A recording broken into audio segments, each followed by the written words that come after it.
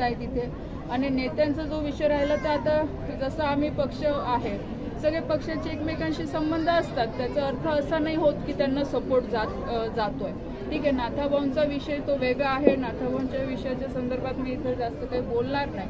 पण आणि नेहमी मी कधी ह्या भानगडीत पडली पण नाही, कारण की एका बाजूने नाथाभाऊ माझे सासरे आहे तर मला नेहमीच त्यांचा आदरही आहे,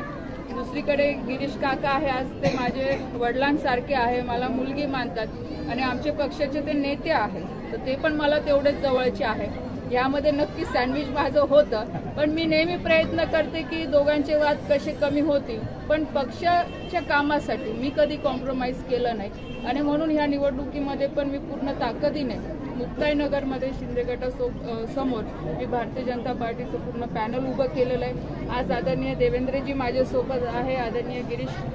गिरीश काका माझ्यासोबत आहे, भाजपचे सगळे